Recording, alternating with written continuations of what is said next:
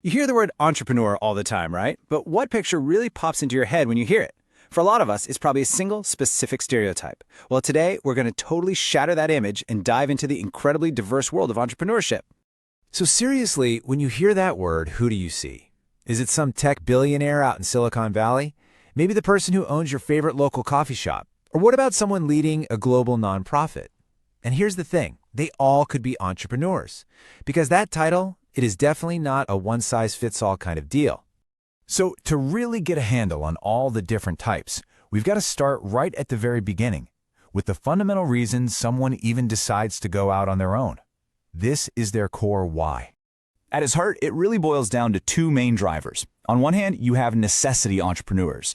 These are folks who are kind of pushed into starting a business because, well, they have to. Maybe other job options just aren't there. It's about survival. But on the other hand, you have opportunity entrepreneurs. They're not pushed, they're pulled in by an idea.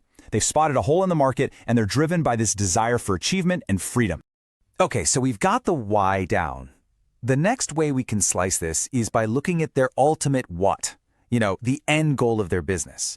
What's the mission they're on? What kind of mark do they want to leave on the world? First up, you've got the social entrepreneur. Look, for them, making money isn't the main event. It's just the fuel. Their real mission is to create positive change, tackling huge issues from poverty to climate change. Think of a company that donates a pair of shoes for every pair they sell. The business has to work, sure, but only so it can power that bigger mission.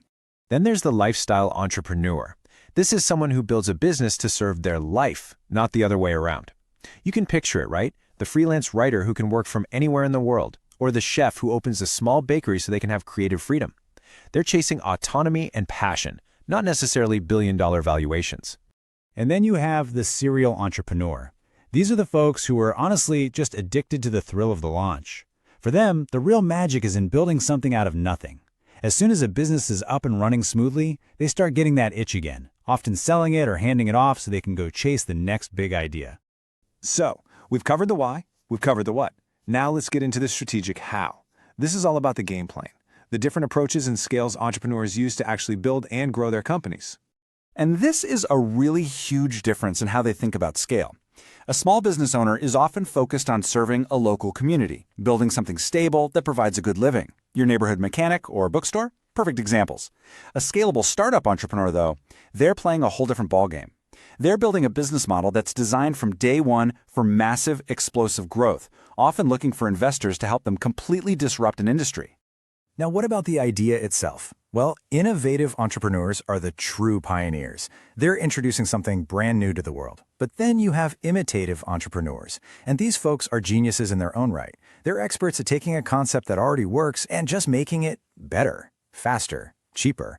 And believe me, both of these paths can lead to massive success. A perfect example of that innovator type, the technopreneur. This is someone whose main tool for building something new is technology itself. We're talking software, AI, biotech. They're right on the cutting edge, using tech to solve problems and create entire new markets from scratch. Okay, so we've been through a lot of different types. But hold on, there's one more really important one we have to talk about.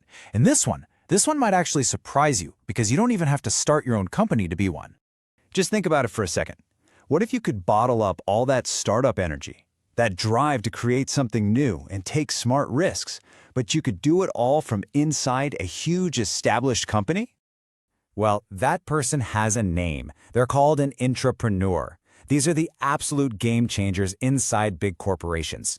They're the ones pitching new projects, launching new departments, and pushing the company forward from within. They are, for all intents and purposes, entrepreneurs on the inside. All right, let's zoom out and pull all these threads together. We've looked at entrepreneurs based on why they start, what they're trying to achieve, and how they do it. So what's the big picture here?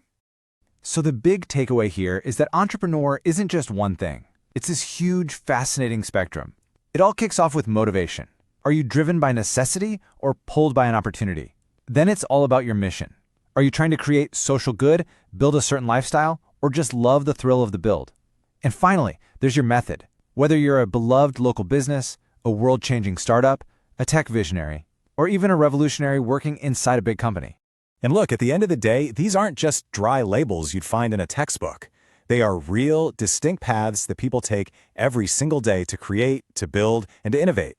So the only question left to ask is, when you look at this spectrum, which one of these paths really speaks to you?